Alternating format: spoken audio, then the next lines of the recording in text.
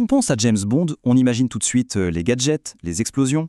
Mais au-delà de tout ça, il existe un James Bond bien plus profond. Un personnage qui n'est pas juste défini par son côté invincible, mais plutôt par une sorte de philosophie secrète qui lui permet de naviguer dans un monde de chaos. Aujourd'hui, on va décoder cette arme, qui est peut-être la plus secrète de l'arsenal de 007. C'est vrai que l'image qu'on a de Bond, c'est souvent celle du cinéma, un héros d'action presque surhumain. Mais dans les romans d'Ian Fleming, le personnage est bien plus complexe. C'est un homme rongé par le doute après chaque mission, écœuré par la violence de son métier, et il est surtout profondément conscient qu'il est mortel. Bref, un homme faillible, guidé non pas par l'arrogance, mais par une discipline mentale hyper rigoureuse. C'est justement ce contraste qui est au cœur de notre analyse. Et cette discipline mentale, elle ressemble beaucoup au stoïcisme. Pour un agent secret dont la vie n'est qu'une suite d'imprévus, de dangers, de trahisons, cette philosophie, ce n'est pas un luxe, non, c'est un outil de survie. C'est essentiel. Au cœur de cette philosophie, il y a un principe vraiment fondamental, la dichotomie du contrôle. L'idée est en fait assez simple. Il faut faire une distinction très claire entre les choses que l'on peut contrôler et celles que l'on ne peut pas. C'est vraiment la clé de voûte de tout l'état d'esprit de Bond. Alors commençons par la première partie de cette dichotomie. Avant chaque mission, Bond s'applique méticuleusement à maîtriser chaque variable possible. Il se construit ce qu'on pourrait appeler une véritable forteresse de préparation. Ce qui est fascinant, c'est que cette philosophie est parfaitement résumée par l'un de ses pires ennemis, le Dr No. En sécurisant sa base, Bond ne fait pas que se préparer à l'action. Non, il s'offre surtout la liberté psychologique d'affronter l'inconnu. Et cette préparation, elle est d'une rigueur quasi militaire. Il rassemble toutes les infos possibles, il choisit bien ses alliés, il vérifie son équipement encore et encore, il s'entraîne sans relâche et, dans sa tête, il visualise déjà chaque étape des opérations. Absolument rien n'est laissé au hasard, du moins pour tout ce qui est sous son contrôle. Passons maintenant à l'autre facette, et c'est peut-être la plus difficile.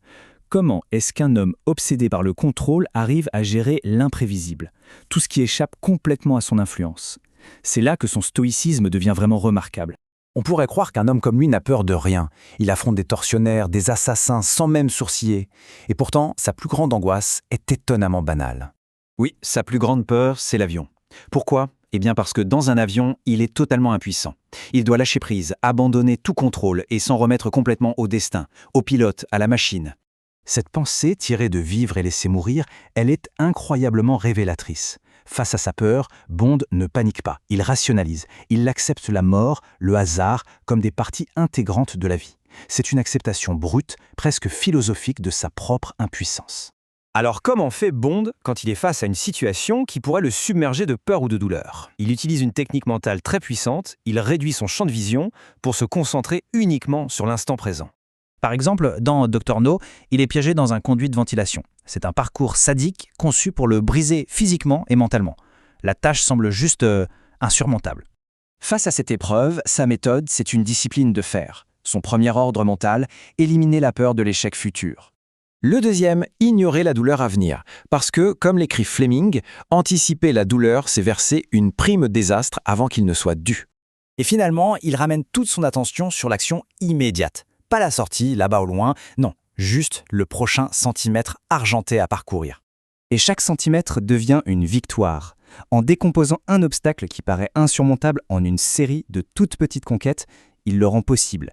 C'est comme ça qu'il conquiert le moment présent. Une critique qu'on entend souvent sur le stoïcisme, c'est que ça pourrait mener à la passivité. Mais pour Bond, c'est tout le contraire. Accepter le destin, ça ne veut jamais dire rester sans rien faire. Au contraire, il combat l'inaction avec acharnement. Fleming utilise un mot bien précis, un mot ancien, pour décrire ce que Bond déteste par-dessus tout. L'axidie. Ce n'est pas juste l'ennui, la paresse, c'est une torpeur spirituelle, bien plus profonde, une sorte de désintérêt pour la vie qui paralyse la volonté. Et pour un homme d'action comme Bond, ça c'est le péché ultime.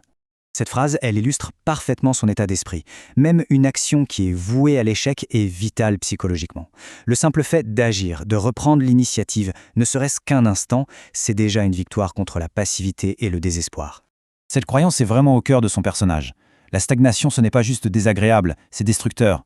L'inaction, c'est le premier pas vers la déchéance. Et Bond, c'est un homme de guerre qui a besoin d'une guerre à mener. Alors, comment tous ces principes s'assemblent ? Eh bien, ils se rejoignent dans une métaphore très puissante de la résilience intérieure, que Fleming décrit d'ailleurs magnifiquement. Face au chaos absolu, comme pendant ce vol turbulent dont on parlait, Bond se retire dans cette citadelle intérieure.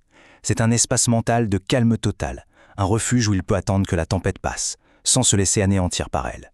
C'est l'ultime technique stoïcienne pour endurer ce qui est incontrôlable. En fin de compte, la philosophie de Bond nous offre une sorte de boîte à outils pour faire face à l'incertitude, sécuriser ce qui peut l'être, accepter ce qui est inévitable et se construire un sanctuaire intérieur pour résister aux tempêtes de la vie. Et ça soulève une question fondamentale. Face à l'adversité, où chacun peut-il trouver sa propre forteresse intérieure ?